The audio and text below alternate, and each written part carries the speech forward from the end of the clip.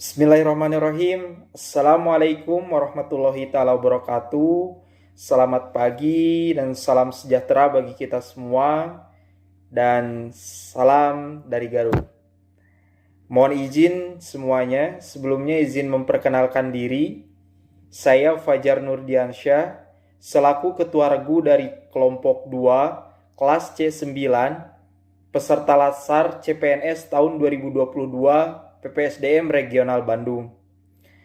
Di sini saya akan mempresentasikan terkait tugas yang sudah diberikan, yaitu mengenai analisis isu kontemporer tindak pidana korupsi. Namun di sini saya tidak bekerja sendiri dalam membuat pemaparan ini, melainkan saya dibantu oleh 4 rekan saya yang lainnya. Oleh karena itu, untuk mempersingkat waktu, langsung saja ke pemaparan. Pengertian korupsi. Secara etimologis, korupsi berasal dari bahasa Latin, yaitu corruptio. Corruptio diambil dari kata corrumere, yang mana merupakan bahasa Latin yang lebih tua lagi. Nah, dari bahasa Latin yang lebih tua ini, muncullah sebuah istilah baru yang sering kita sebut dengan nama corruption dalam bahasa Inggris, atau dalam bahasa Indonesia istilah tersebut dikenal dengan sebutan korupsi. Secara harfiah, korupsi dapat diartikan sebagai kebusukan, keburukan, ketidakjujuran, dan dapat disuap. Sedangkan menurut Kamus Besar Bahasa Indonesia, korupsi dapat diartikan sebagai perbuatan buruk seperti penerimaan uang sogok dan penggelapan uang serta lain sebagainya. Selanjutnya, faktor penyebab terjadinya korupsi. Di sini saya membaginya menjadi 2 faktor penyebab. Yang pertama, faktor individu. Dan dari faktor individu ini sendiri, saya membaginya menjadi 3 bagian. Yang pertama yaitu sifat tamak. Mungkin banyak yang bertanya, mengapa dari sifat tamak bisa memunculkan terjadinya sebuah korupsi? Di sini saya akan menjelaskan. Jadi, korupsi bukanlah kejahatan dari mereka yang membutuhkan makan, melainkan korupsi merupakan kejahatan yang datang dari mereka yang sudah berkecukupan baik dari harta dan lain sebagainya.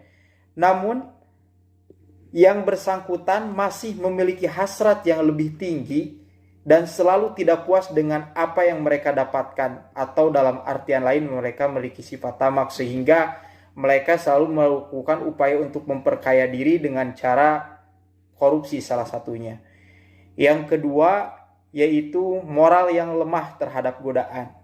Seseorang yang lemah moralnya tergantung atau sangat mudah menerima godaan, baik itu yang datangnya dari atasan, dari teman setingkat, ataupun dari pihak lain yang memberikan kesempatan bagi dia melakukan korupsi.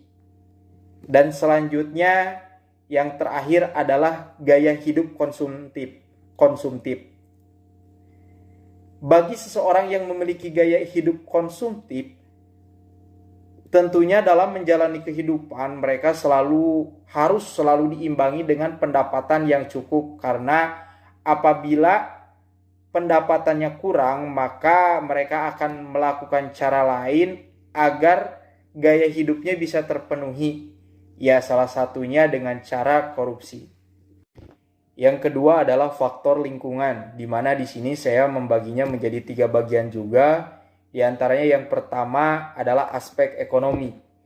Aspek ekonomi disangkutkan dengan korupsi, di mana sebuah pendapatan tidak memenuhi kebutuhan. Itu adalah aspek ekonomi. Selanjutnya ada aspek organisasi. Aspek organisasi disangkutkan dengan adanya korupsi. Yang pertama, korupsi bisa terjadi karena sikap keteladanan seorang pemimpin. Yang kedua, korupsi bisa terjadi karena kultur budaya dari organisasi itu sendiri. Dan yang ketiga, korupsi bisa terjadi karena kurangnya pengendalian dan pengawasan terhadap sistem yang ada. Yang terakhir adalah aspek politik. Di sini Contohnya adalah instabilitas politik, kepentingan politis, meraih dan memperkuat atau mempertahankan kekuasaannya itu merupakan salah satu potensi yang besar terjadinya korupsi. Selanjutnya ada jenis dari tindak pidana korupsi, di mana di sini saya membaginya menjadi 7 bagian. Di antaranya yang pertama yaitu melawan hukum dan memperkaya diri sendiri. Yang kedua yaitu menyalahgunakan kewenangan karena jabatan. Yang ketiga penyuapan. Yang keempat penggelapan dalam jabatan. Yang kelima pemerasan dalam jabatan. Yang keenam berkaitan dengan pemborongan. Dan yang ketujuh adalah gratifikasi. Selanjutnya di sini saya akan memberi contoh sederhana tindak pidana korupsi dalam kehidupan sehari-hari yang berkaitan tentunya. Yang pertama contohnya yaitu dokter yang tidak mau memberikan kesaksian atas malpraktik koleganya. Yang kedua contohnya misalkan seorang petinju. Seorang petinju yang rela mau mengalah karena yang bersangkutan mendapatkan suap atau sejumlah uang dari pihak lawan. Dan yang ketiga yaitu dosen yang menjiplak tulisan orang lain. Ya. Isu-isu tindak pidana korupsi, penyalahgunaan wewenang, lemahnya sistem pengendalian dan pengawasan, gaya hidup yang konsumtif, dan sikap mental yang ingin cepat kaya. Lemahnya penegakan hukum, penanganan kasus korupsi, dan sikap acuh masyarakat terhadap korupsi. Selanjutnya, dampak isu tindak pidana korupsi.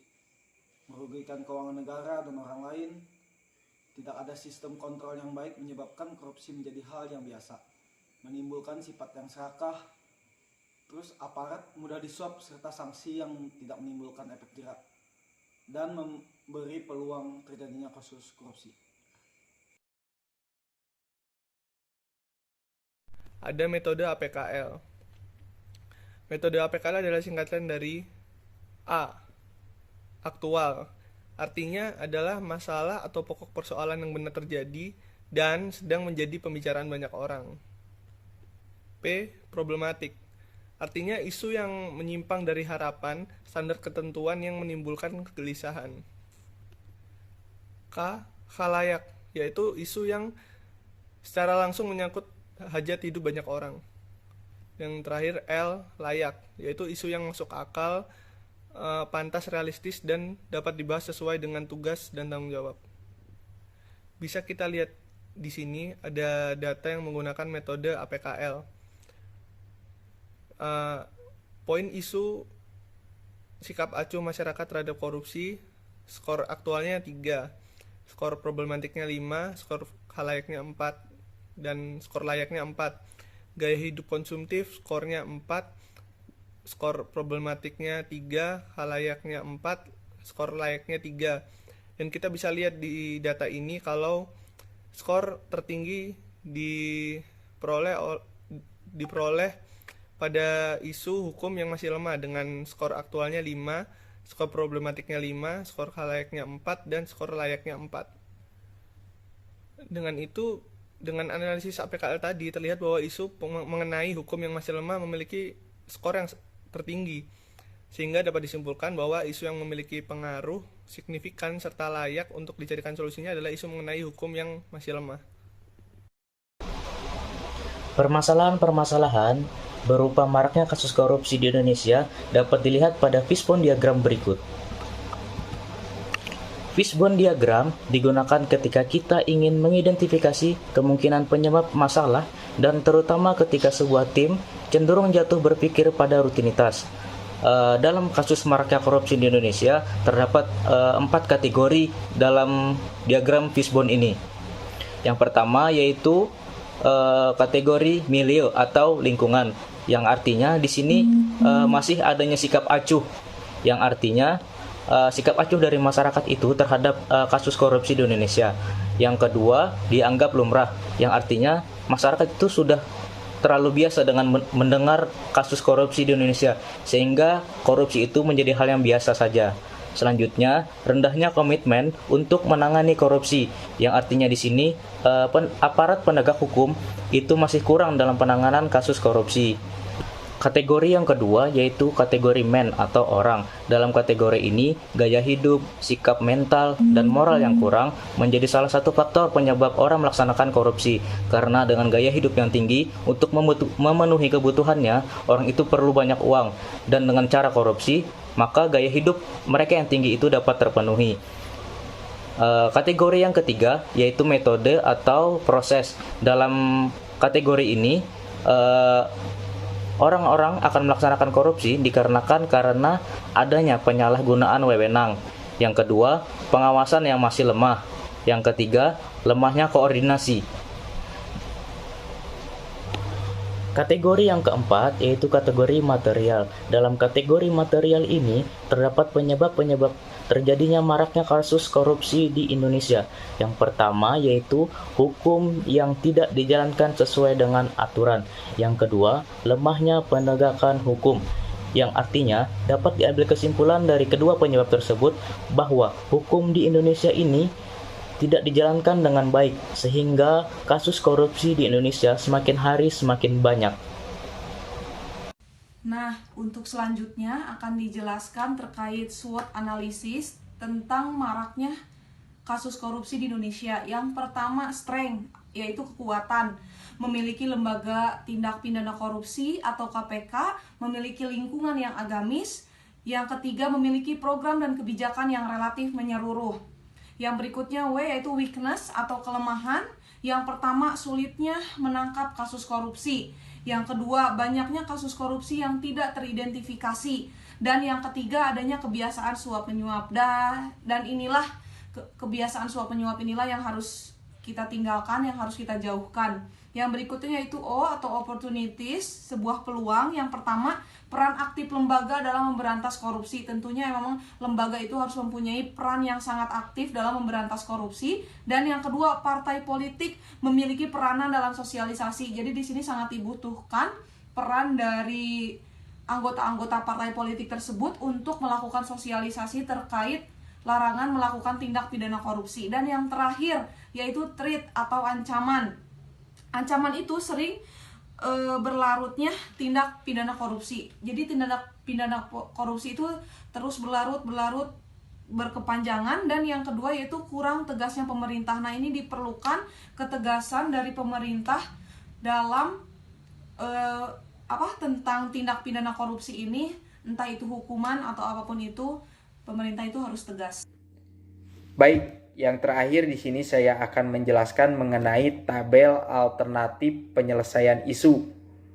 Yang pertama di sini ada alternatif penyelesaian, diantaranya terdiri dari perbaikan isu dengan memperkuat transparansi pengawasan dan sanksi, dan yang kedua yaitu strategi represif atau penyetaraan koruptor ke pengadilan. Selanjutnya ada tahapan setiap alternatif, diantaranya ada penyempurnaan manajemen SDM, penyempurnaan manajemen keuangan, penataan pelayanan publik.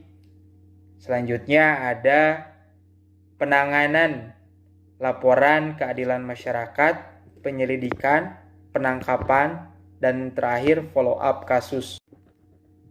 Dan selanjutnya hasil yang diharapkan yaitu berupa meningkatkan akuntabilitas pemerintah, efek jera bagi koruptor, meningkatkan kepercayaan dari masyarakat, dan yang terakhir menjaga citra baik sebuah lembaga.